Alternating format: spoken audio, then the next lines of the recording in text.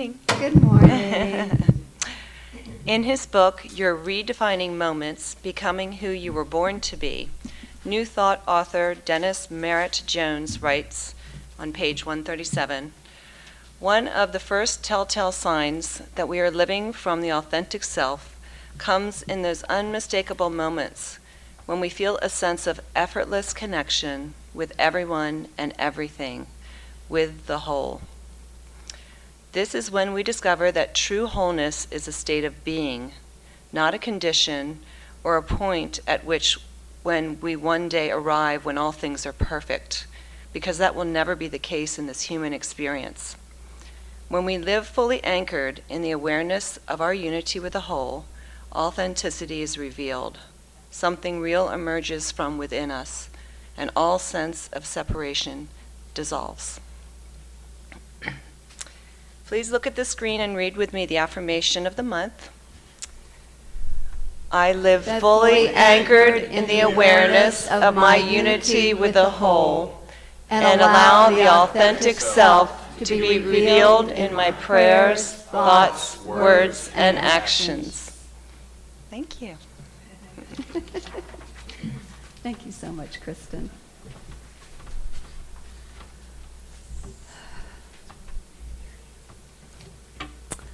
There's an old legend that goes something like this.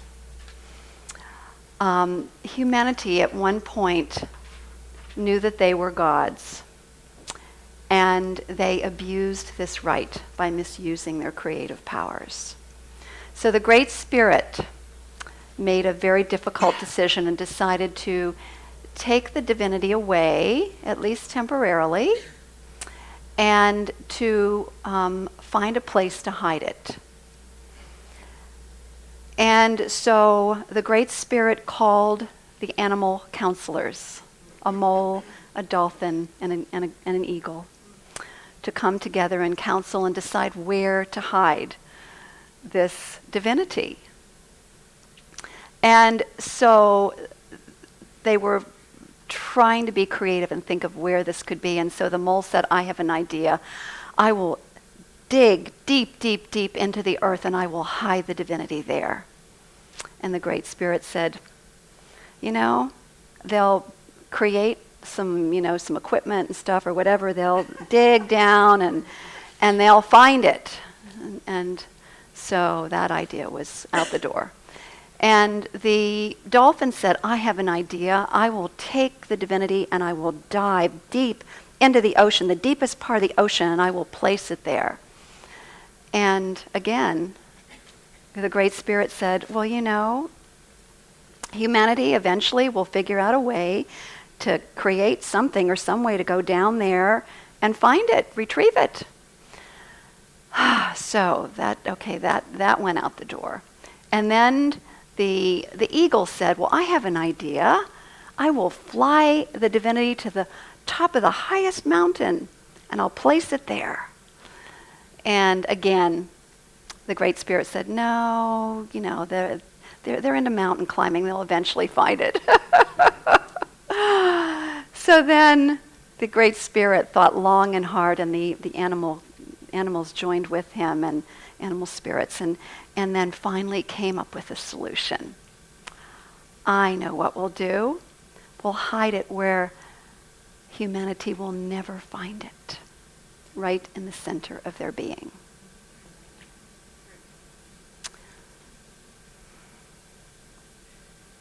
So these beautiful teaching stories, they're not all meant to be taken literally. We know that. But how does that shake you up a little bit? How often do we go looking for something to fulfill us outside ourselves when everything that we ever need or desire is already within us?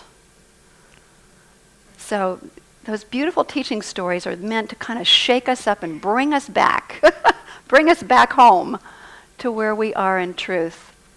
So this month of April, is the theme is about showing up as we were meant to be, as the authentic self. And the authentic self, we're going to be looking a little bit more into that today. But that authentic self, which is the presence that we were from the very beginning, that we are from the very beginning, if there is a beginning, which, there's a lot of speculation about that, thinking if we're eternal beings, there's no beginning, there's no end, it just is. And also who we came on this planet to be, when we decided to incarnate in this form. Who was it that we decided to show up as? So those are some of the questions we'll be exploring this month. And today and next week, what I want to spend time on is what are the intrinsic qualities of the authentic self. I'm going to do 3 of them today.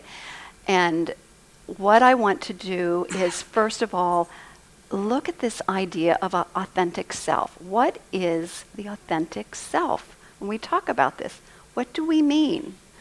There was one screen that Dan had up there, which is the soul made visible. To me, the soul that can be a little unclear to people. I think it's even more, it's a greater description for me, I'll just say it that way, is that it is the pure essence of spirit, the God self made visible. And there are a lot of clues about what that is from our various poets and writers over time. T.S. Eliot said this, which I think is a beautiful clue.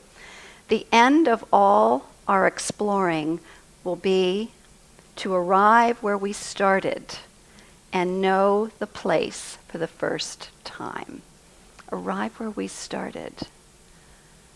The essence, the essential self, the authentic self. Meister Eckhart, who is a real rebel of his time in the 1200s, wrote this. He's a great German mystic. He said, the spiritual life is not a process of addition, but of subtraction. Because remember, if we're already whole and complete, what are we taking away? All the beliefs, all the layers, all the masks that we have believed that tell us that we're anything other than that beautiful, perfect divinity. And Ralph Waldo Emerson, I love his humor. He said, every man is divinity in disguise, a God playing fool.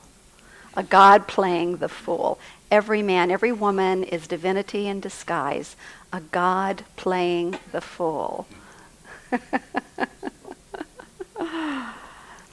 So our mission then is what? Subtraction. Peeling away the layers, the masks. We're going to be talking a lot about masks that we wear today that disguise the authentic self, the divinity within us. And so let's begin. So let's talk first of all about wholeness. And Kristen offered us a beautiful, beautiful reading from Dennis Merritt Jones, one of our contemporary New Thought ministers and leaders. And we talked about the telltale signs of when we're living in our authentic self. And it relates to wholeness. It's being anchored in that awareness that we are of the one source, that we are unified with the whole, and there's a feeling to it.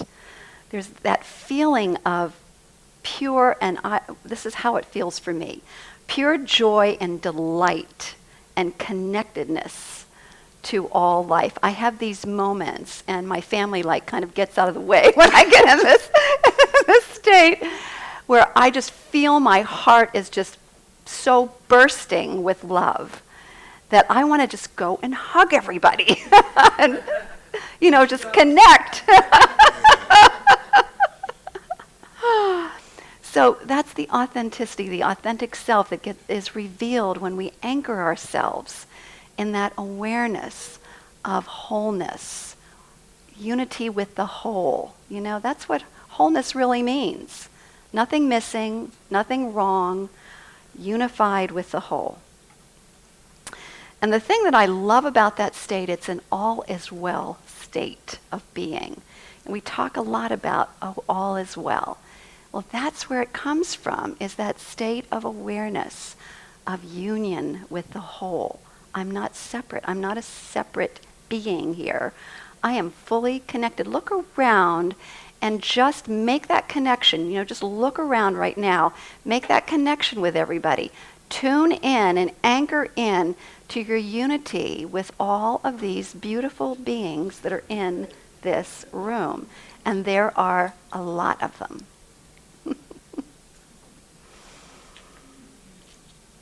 So this is a fundamental teaching of New Thought. And Ernest Holmes says the universe is a unit. Universe, unit. God is one. And the great master teacher Jesus, when he said, "Of myself I can do nothing," he was talking about the opening up the divine circuits and allowing that wholeness, that awareness of wholeness and oneness, and it's an energy, move through him, and he modeled that for us. That was for our awareness, that as we open and allow that divinity, as we live from that state of wholeness, we allow this amazing power and energy and the universal mind itself move through us, and so we live from that place, and we live in a state of joy and bliss and openness and adventure and possibility and faith and trust. It's a great way to live. It's a great way to live. So I love our friend Babaji. Do you have a picture of him, Dan, from last week? You don't have him? That's okay. The thing that's great, it's really good to see his face, because what he reflects is how he showed up on life. When you see his picture, he was a man of great wit, and he loved to have fun and to laugh, and very wise and very deep. And last week I quoted him, and I'm going to give you an additional quote on top of that. So a reporter asked him, "Are you God?" And what I shared last week is, he says, "Yes, I am, and so are you. The only difference between us is that you doubt it and I know it." That's the only difference. And another thing that he said is, he said, "You and I are God localized." God localized. The way God shows up in form, individually, in all of our individualized expressions of that one. I love all of these different ways of verbalizing the same truth, because I notice what it does for me is it continues to expand me and have me look at it like a slightly different angle and integrate it more into my being, so that I really get this truth. Don't you love that guy? I know that. Yeah, just great. So here's what happens when we begin to unveil this authenticity, this wholeness of the authentic self. There are 3 basic masks that we wear that begin to fall away. Now wait till you hear what they are. And these masks are things about thinking, well, I'll be whole when. That's kind of what they're based on. So shame, that's the first one. I'll be whole when I fix all of these flaws within myself, right? So it's the flawedness, the idea I'm flawed or I'm not enough. And what's the truth? We're already whole, perfect, and complete, okay? It doesn't mean we don't want to let go of some ideas, but the true essence of who we are is whole, perfect, and complete. So it's a mistaken belief. The second mask is lack. It's the idea that I will be whole when I have enough money, possessions, people in my life, you name it. When I get all of that outside stuff into my life, then I'll be whole. Okay? And the truth is everything that we need is already within us. All of the abundance, the creative ideas, everything. Okay, the final mask related to wholeness is, I will be whole, this is the belief, I will be whole when I control everything, and that includes everyone's opinion of me, meaning that everybody approves of me. We're all laughing because we know how ridiculous that is. But that's perfectionism, and it creates misery. And it's based on a false assumption that my wholeness depends on something outside of me, having everything under control. So again, to go back to the truth, this is why the intrinsic qualities of wholeness and these kinds of things are so important, that we take our time in our spiritual practice to contemplate them and to begin to integrate it. And so affirmations like I'm whole, perfect, and complete just the way I am are a good way to start. And then, there are a lot of other methods that we can use to help to peel away the layers. But the point is the core truth underneath all of that. So just repeat this after me. I am whole and complete just as I am. I am whole and complete just as I am. Tell your neighbor that. I am whole and complete just as I am. All right. So the next intrinsic quality of the authentic self, reverence. I love what Albert Schweitzer said about reverence. He said, by having a reverence for life, we enter into a spiritual relation with the world. By practicing reverence for life, we become good, deep, and alive. Good, deep, and alive. Love it. So here's what I know about reverence is, and I actually looked up the definition, and it said something really cool. I love this.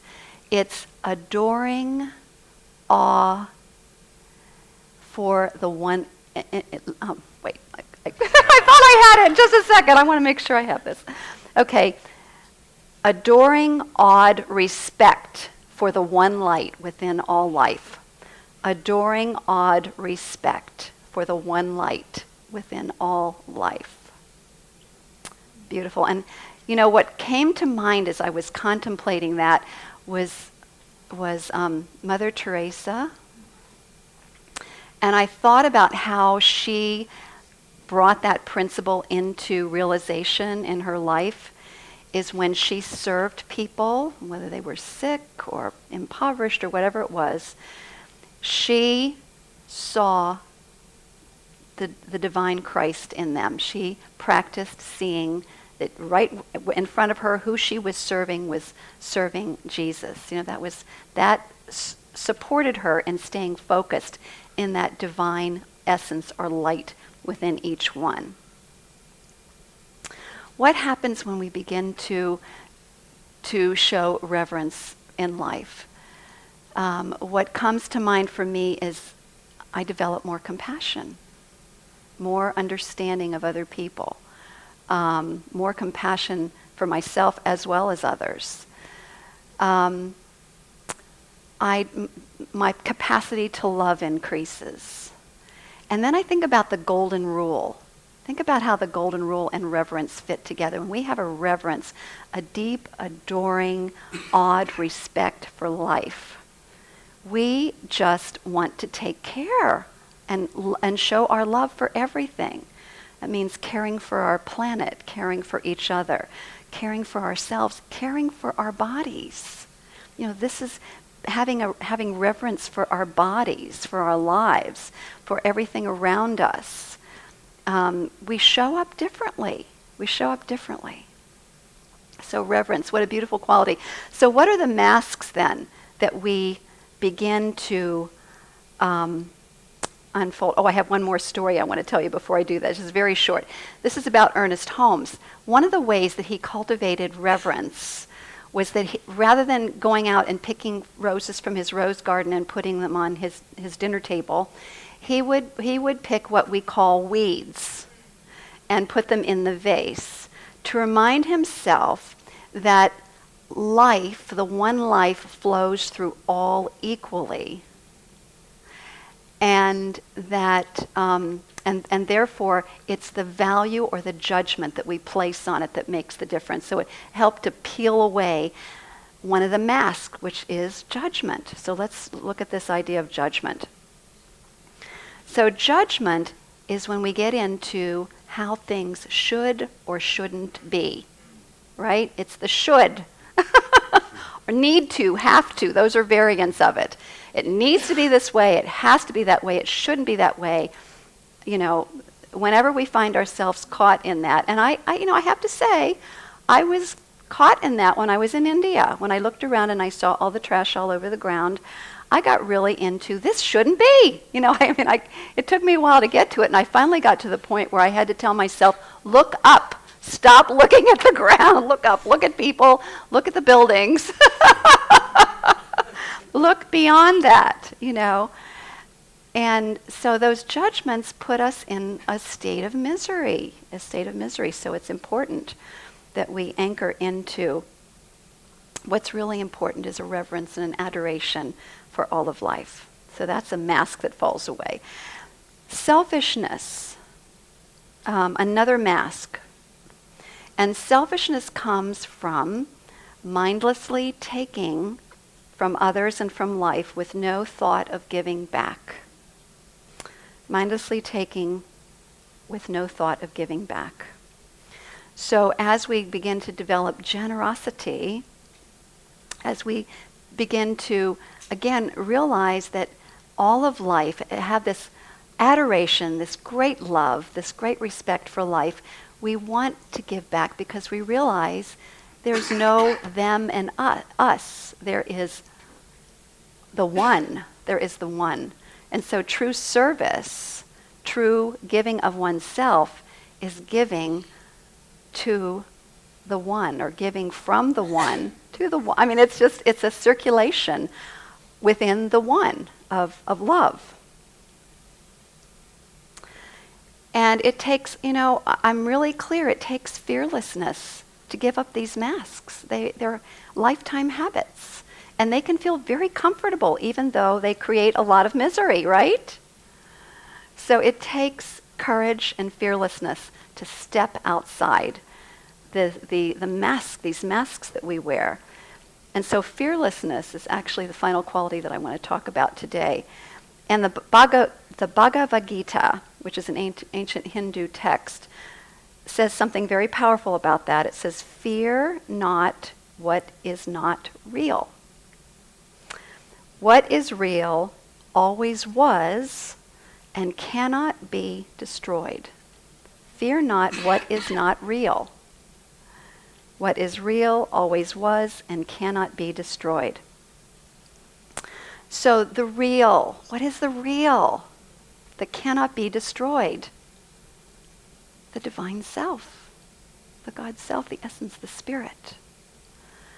The rest of it, the form, shifts and changes, it comes and goes, and that's the change of the one. It's still the one in expression, but the true, so fearing things in this world is not serving us. Now, let's face it, fear is a mechanism that's built into our humanity. It's a means of survival. So I don't want to diminish that. There are times when we're truly in danger and we need to get away.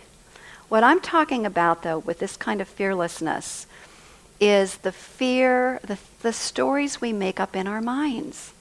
The fear that I'm going to lose this, I'm going to lose that, I'm going to lose my partner, I'm going to lose my friends, I'm going to lose my health, I'm going to lose my money, I'm going to lose my reputation, my beauty, my youth. It just goes on and on and on. This fear of loss. It's exhausting. And it's not necessary, is the whole point. because it's a state of what's called by many mystics attachment. Attachment to things being the way they want to be, And so as we practice non-attachment, it can feel at times like we're being callous. But what happens is what we're living from a place is truly love and acceptance. And at the same time, we're engaged in the co-creative process. So there's kind of a paradox going on here. I know that can be challenging sometimes, but yes, we allow the ideas to move through us, we move into creation, and we let go of the outcome. We let go of the outcome. So the authentic self then knows that the one source of all that exists is right here within our very own being. And truly, that there is no absence, there's nothing missing, there's nothing lost. This is a big paradigm shift for many of us who've lived in fear of loss. But it's the truth, and it will truly, this perspective will give us great peace. So here are the masks of fear. And basically it's boiled down to this, awfulizing. I love that term, awfulizing. Instead of just looking at the facts, making up this huge story, and believe me, I do it myself, and I have to catch myself and get recentered and back into what are the facts that are going on here. So it's awfulizing about the future, which is worry. That's the mask of worry. Awfulizing about someone else has something that I don't have. That's envy. Fear of not being enough. Awfulizing about someone, you might lose someone's affections. They're going to fall in love with somebody else. Jealousy, which is jealousy. Or awfulizing, which is about the fear of losing control over someone or someone else's, or something, or someone else's behavior or actions. That's anger. Anger, jealousy, envy, worry, all come from that awfulizing tendency, that creating a story that gets us all worked up. Anybody do that ever?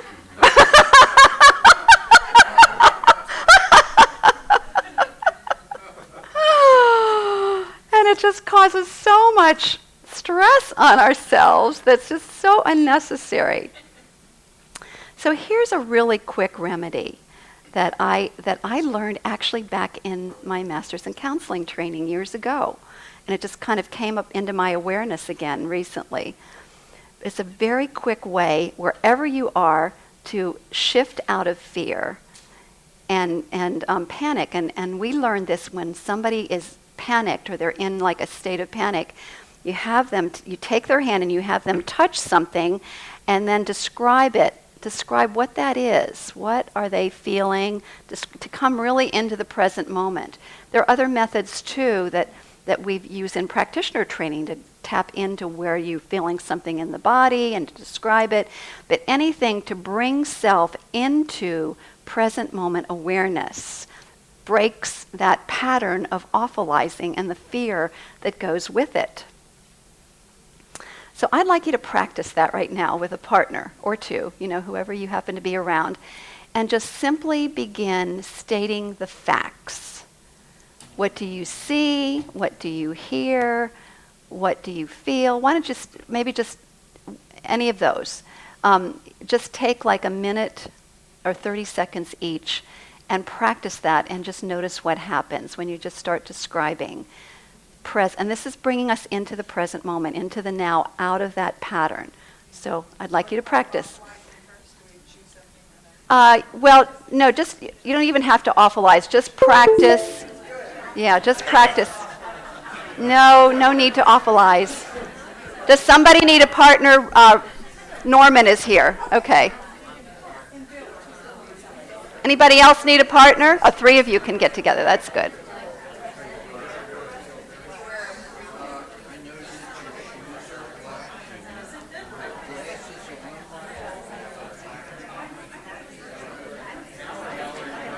Dan?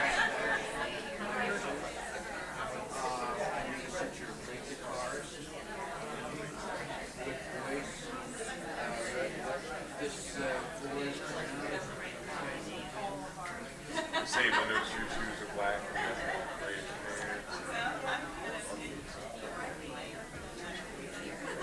there's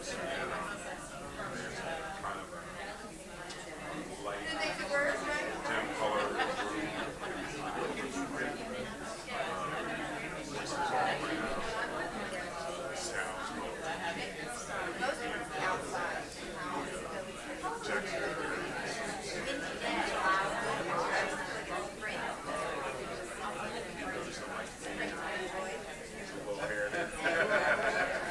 Okay, raise your hands if you need more time. Anybody need more time? Okay, let's take a breath.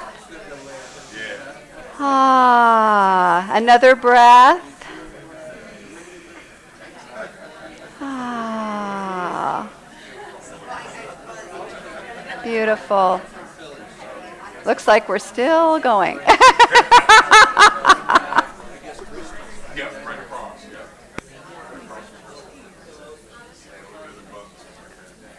All right. Beautiful. So take a breath, everybody. Thank you. And let's return to looking toward the front. It's a great way to connect with each other, too. I'm very much aware of that. And I love that. So here's the beautiful thing about this practice is you can empower yourself to break the pattern, but you can also remind each other in the moment when somebody is really getting into story. This is how we serve as as mutually supporting one another in community, is to break the pattern, help them break the pattern by coming into the present moment and just describing what they see, what they feel, and so on. So one of the things that can get in the way of this is if we start putting modifiers on it. Oh, this is a really cool day. Those are cool pants. This is, or I don't like that color, or, so this is really about simply stating the facts without all the modifiers. Okay, so if anybody did that, then that's, just something to notice. So today we covered 3 then very powerful intrinsic qualities of the authentic self. Wholeness. I'm whole, perfect, and complete just as I am. A sense of connection. Reverence. That sense of awe and wonder and respect and adoration for life. And fearlessness, which happens when we bring ourselves into the now, the present moment. I love what Byron Katie says about that. She says, we're either sitting, standing, or lying down. There's a great profoundness to that. When she first said it, it's like, huh? And then I finally got it. She's basically saying we're either sitting, standing, or lying down. That's like coming into the present moment, here and now, without all the story. So I like to practice a little fearlessness right now. Are you ready? And this is when we do things that sometimes we fear doing because, oh my gosh, what will people say about me, and so on. Now, some of you will have no problem with this whatsoever. But I'd like you to, Dan is going to project a song called I Love Myself the Way I Am. I would like you to stand and sing it out loud, even if you don't know it. Just listen, try to tune in, follow along, and then it has a profound message that deals with exactly what we're talking about today. So I'd like you to stand. Okay.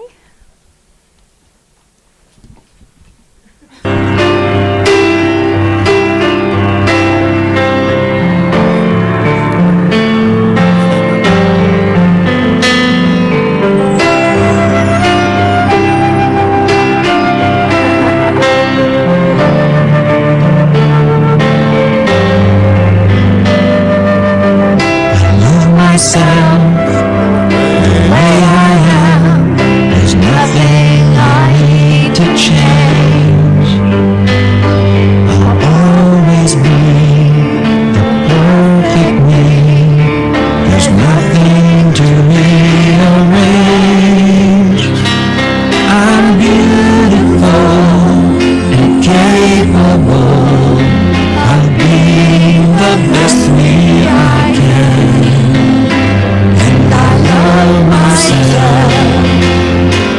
just the way I love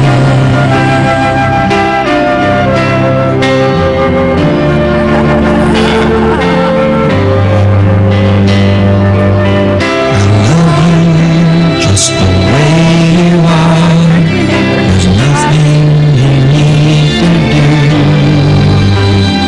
When I feel the love inside myself, it's easy to love you. Behind your fears, your rage and tears, I see your shining star. And I love you just the way you are.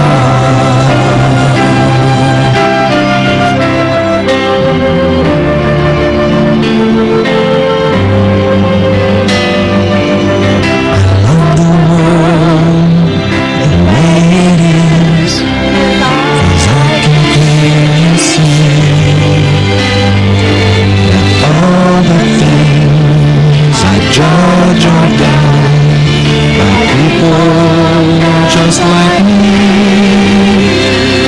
So tell the birth of peace on earth that only love can bring. I'll help it grow by loving everything.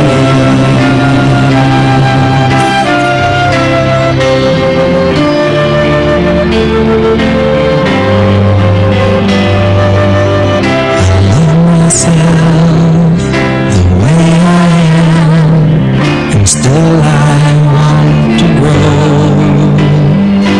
The change outside can only come from deep inside. I know I'm beautiful and capable of being the best me I can. And I love myself just the way I am. I love myself just the way I am.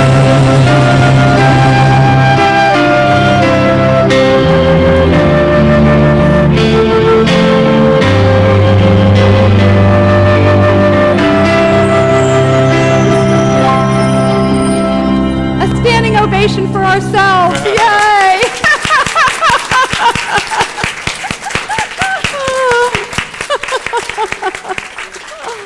All right. I should say the authentic self. That's yeah, right. The authentic self.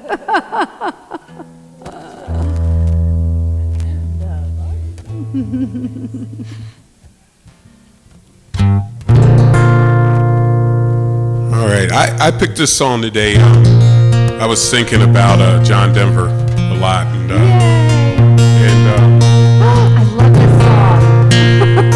and I don't know if a lot of you know, but he was in A New Thought.